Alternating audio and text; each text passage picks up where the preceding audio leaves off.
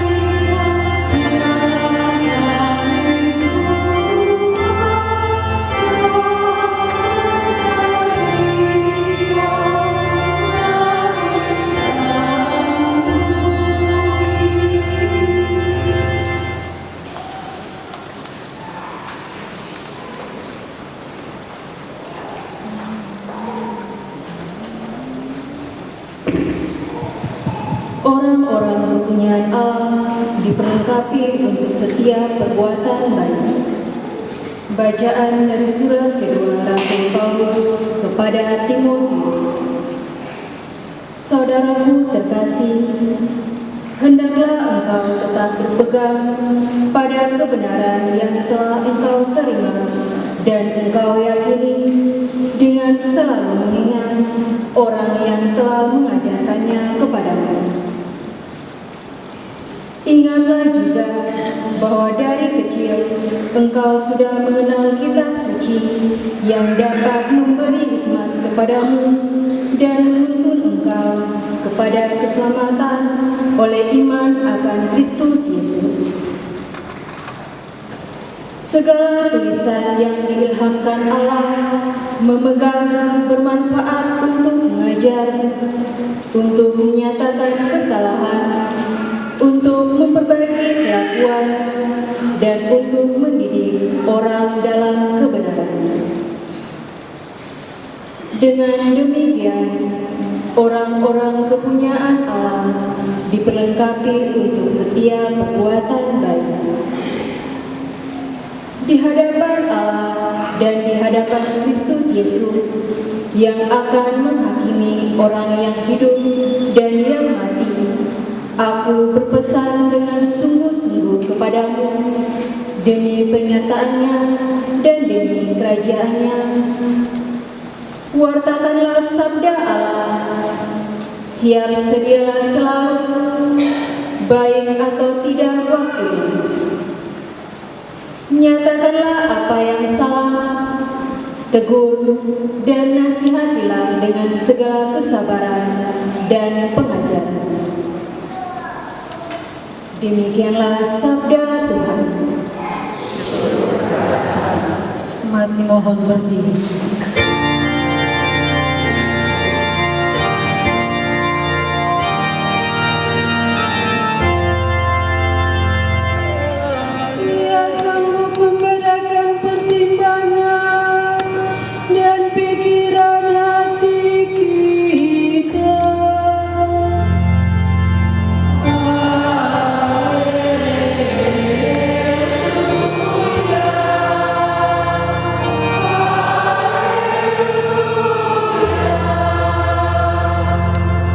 Tuhan bersamamu.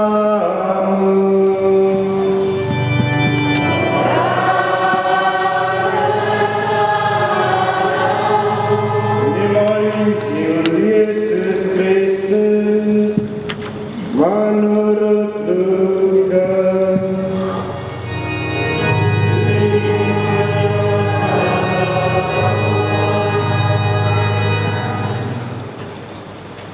Sekali peristiwa, Yesus menyampaikan satu perumpamaan kepada murid-muridnya untuk menegaskan bahwa mereka harus selalu berdoa tanpa jemu.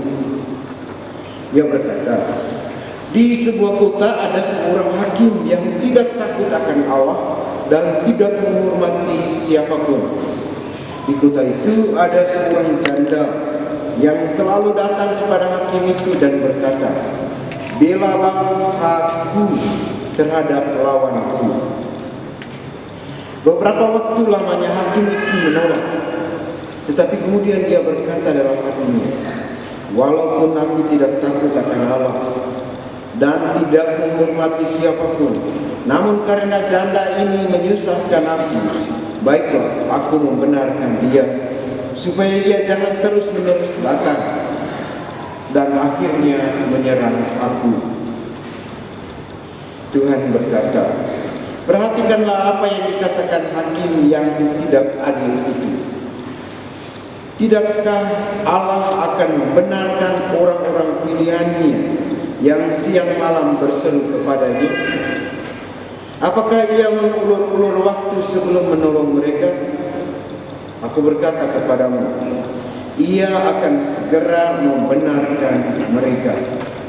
Akan tetapi, jika Putra Manusia itu datang, apakah ia akan mendapati iman di bumi?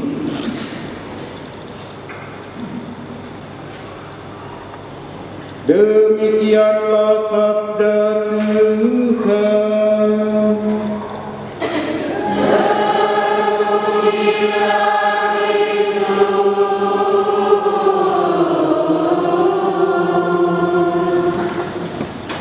kasih.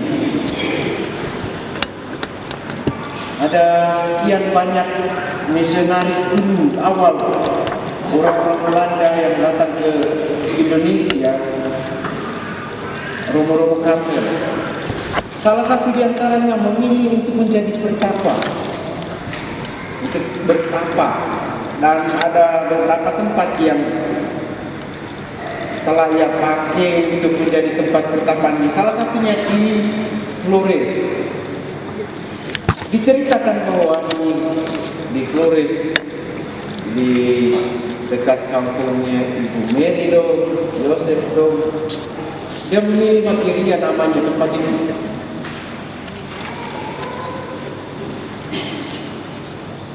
Satu kali dia jalan dari tempat pertapaannya ke paroki. Lalu dalam perjalanan itu rupanya ada orang sana yang punya apa namanya, kayak magic begitu. Sini sebut apa? Magic. Ilmu hitam. Mau kalau bahasa lain santet begitu. Dia ingin coba. Dia coba begini, tara kena. Biasa-biasa aja Pak Romonya ini. Lalu dia datang, dia tanya, Romo, tadi itu saya coba Romo. Lalu Romonya ketawa saja. Lalu dia tanya kepada Romonya, Romo, rupanya ilmu saya itu tidak ada, masih terlalu kecil, sedikit sekali. Ilmunya Romo masih begitu besar. Tolong ajar saya. Baik, sudah saya ajar kau masuk. Apa yang diajar? Dia ajarkan doa Bapa Kami dan Salam Maria. Dia ajarkan doa Rosario. Ini satunya ilmu dia. Ini mantra saya. Dan mantra ini bisa mengalahkan ilmu sebesar apapun kopi ilmu hitam itu. Kalah dengan doa Bapa Kami dan doa Salam Maria. Tidak tahu selanjutnya orang itu bertobat atau tidak, tahu. Saudari-saudara terkasih, hari ini Tuhan Yesus mau mengajak kita untuk jangan malas berdoa.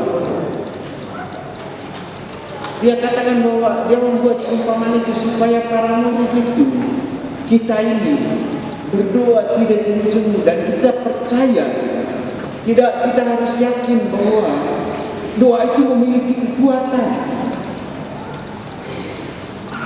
Dan kekuatan doa itu dahsyat.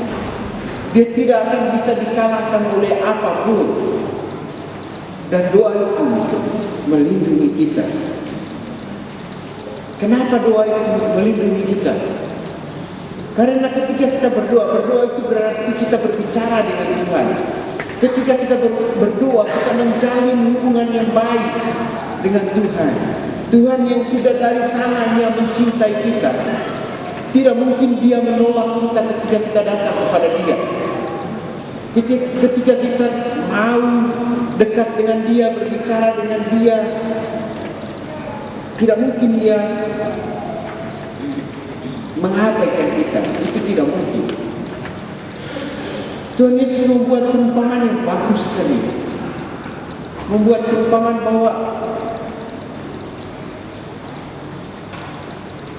hakim yang tidak takut kepada Allah dan tidak menghormati siapa saja, berhadapan dengan janda yang datang terus-menerus saja, dia akhirnya luluh.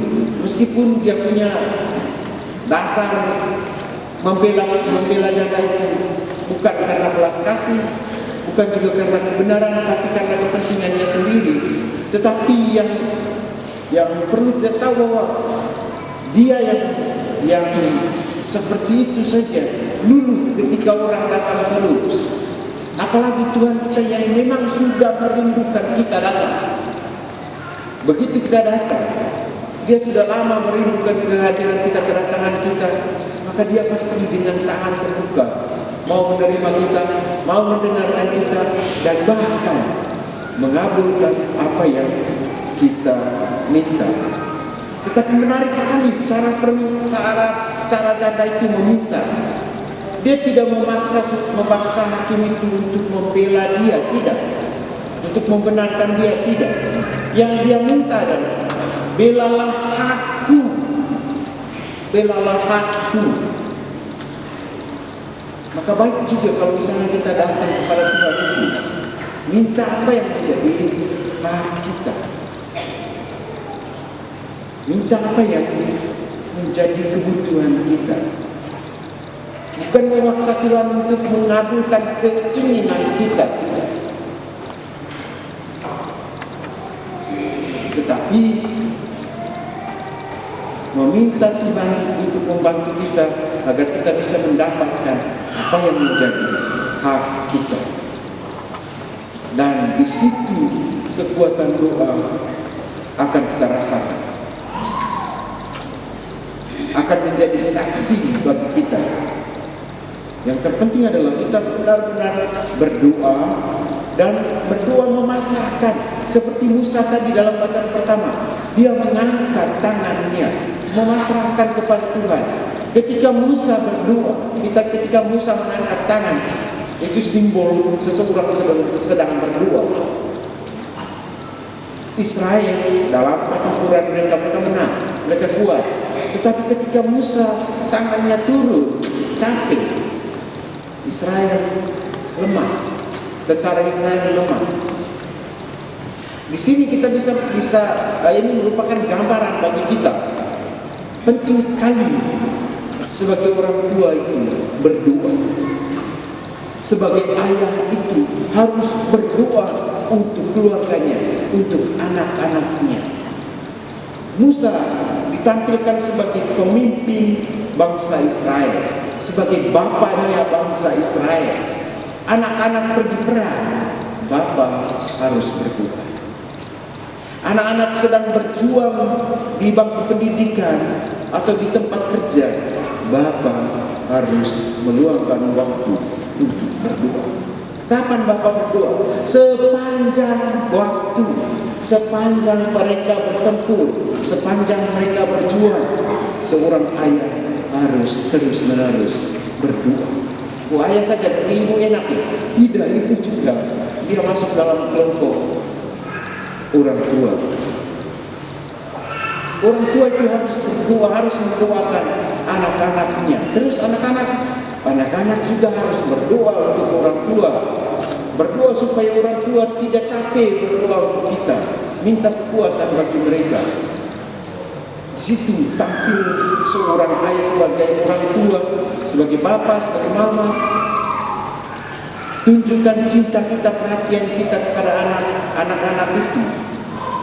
Kita mendukung mereka bukan hanya dengan barang-barang material saja, dalam hal-hal materi saja, tetapi dalam hal-hal rohani juga. Kita harus mendukung mereka, mendoakan mereka, memohon kekuatan dari atas supaya tercurah kepada anak-anak kita. Demikian juga siapa saja yang perannya sebagai pemimpin dimanapun, sebagai pastor paroki, sebagai ketua stasi, pengurus stasi, sebagai ketua lingkungan, pengurus lingkungan, kita juga harus berdoa untuk anggota-anggota kita. Demikian juga pemimpin atau kepala-kepala kantor, mulai dari tingkat RT di jajaran pemerintahan sampai kalau di sini sampai di bupati, dia juga harus berdoa. Harus berdoa. Dalam arti jangan hanya mengandalkan kehebatan diri, tetapi andalkanlah kekuatan dan kehebatan yang tercurah dari surga. Musa saja yang memiliki yang sudah diberi kuasa, dengan tongkatnya ia bisa buat apa saja, ia tetap memasrah kepada yang di atas. Apalagi kita. Itulah yang Tuhan harapkan dari kita, supaya kita semua yang telah menjadi murid-murid Tuhan Yesus tetap aktif berdoa. Apalagi di bulan Rosario ini, kesempatan baik sekali bagi kita untuk ada bersama di tingkat lingkungan kita, berdoa bersama-sama. Kita berdoa bersama saling mengunjungi satu keluarga kepada keluarga yang lain, untuk saling mendukung dengan doa-doa kita. Sederhana, tetapi percayalah, doa itu memiliki kekuatan, dan kekuatan doa itu dahsyat. Dan kita kiranya memakai kekuatan itu, sehingga ketika Tuhan Yesus datang, dia menemukan iman di Krui, dia menemukan iman di keimanan ini, dia menemukan iman di lingkungan kita masing-masing, dia menemukan iman di keluarga kita masing-masing, dia menemukan iman di hati kita masing-masing, sehingga kita berani dengan lantang menjawab iya atas pertanyaan di ayat terakhir Injil hari ini. Jika Putra Manusia itu datang, apakah ia akan mendapati iman di sini?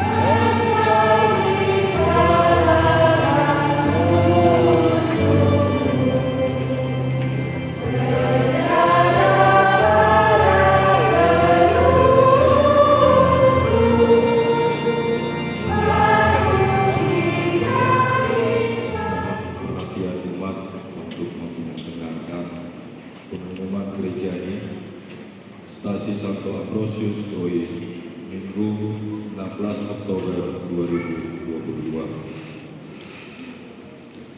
Perayaan Minggu Biasa ke-30 tanggal 23 Oktober dimulai pukul 9 pagi. Buku lagu puji syukur.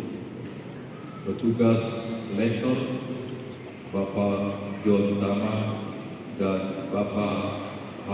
Manajak. Mazmur dan doa umat Saudari Talita Mayor. Organis Bapak Edo Berwatwari. Pramisa dan Haleluya Saudari Tiara Fautngil. Kor dan persembahan Kring Santa Santo Mikael. Pembersihan gereja, rekat dan PPA. Tatib Ibu Stella Kirwela Kubur dan Ibu Seli Unsai. Pembaca pengumuman Bapak Welen Borla. Keuangan. Setelah kita buat tanda salib, dan kalau misalnya ada air berkat biasa untuk tradisi kita buat, sentuh dulu lalu tanda salib. Tapi yang paling penting kita lihat itu lampu tabernakel nyala atau tidak. Kalau lampunya nyala, itu berarti ada sakramen. Maka cara menghormatinya itu bukan hanya sekedar tunduk, tetapi kita harus berlutut dengan satu kaki, menghormati Yesus yang ada di tabernakel. Kalau lampunya tidak menyala, itu tandanya berarti di gereja itu tidak ada sakramen Maha Kudus. Maka kita bisa memberi hormat dengan menundukkan kepala, menghormati kehadiran Yesus yang di waktu ini dia disimbol dilapangkan dengan salib. Kemudian ketika kita menghormati sakramen Maha Kudus yang ada di dalam monstran yang dipakai pada waktu adorasi itu cara hormatnya kita memberi hormat tubuh juga, tetapi dengan berlutut dua kaki, berlutut dulu baru hormat. Itu untuk katekis hari ini. Berikut berkaitan dengan 80 tahun para pendeta. panitia memutuskan begini, kita semua diundang nanti terlibat dan diharapkan supaya masing-masing lingkungan itu menyiapkan konsumsinya pertama-tama untuk warga lingkungannya, dan sangat diharapkan supaya kita semua terlibat dalam arti kita hadir di sana dalam perayaan itu. Kita bersukacita bersama, bersyukur bersama kepada Tuhan karena Tuhan telah menyertai perjalanan gereja Katolik di Kaimana, di tanah Kaimana ini 3 tahun sebelum Indonesia merdeka. Gereja Katolik ada di sini sebelum Indonesia merdeka, dia sudah ada. Bahkan bukan hanya 3 tahun saya pikir. Itu dia 3 tahun menjadi paroki. Dia sudah 3 tahun menjadi paroki baru Indonesia merdeka. Berarti kehadiran gereja Katolik di tanah Kaimana ini itu mendahului kemerdekaan RI. Kita patut bangga, patut bersyukur karena Tuhan menyertai perjalanan kita. Ya, saat-saat inilah kita ada bersama sebagai bagian dari gereja Katolik, hadir bersama, bersyukur bersama, bersukacita bersama. Yang berikut, selain untuk warga lingkungan, bisa saja waktu itu para undangan kita datang makan di lingkungan kita, maka kita juga harus menyediakan ya sekurang-kurangnya ada 1 dan 2 piring yang memang layak untuk para undangan begitu. Kalau misalnya untuk kita ya kita dengan yang biasa kita pakai. Coba yang kalau waktu untuk tamu kita spesial begitu. Dan kita diajak juga untuk berdoa bersama supaya perayaan ini dapat berjalan dengan lancar, dan mohon dukungan doanya supaya hadiah utama untuk 80 tahun ini, salah satu hadiah untuk paroki kita di perayaan 80 tahun ini, pastoran paroki kita bisa diberkati atau diresmikan pada waktu. Jangan lupa para nama-nama calon proyektor itu segera dikumpulkan supaya tanggal 25 itu ada pembinaan atau pembekalan bagi para calon proyektor supaya tanggal 11 nanti mereka semua dilantik. Berikut, mari kita berdiri, kita mohon.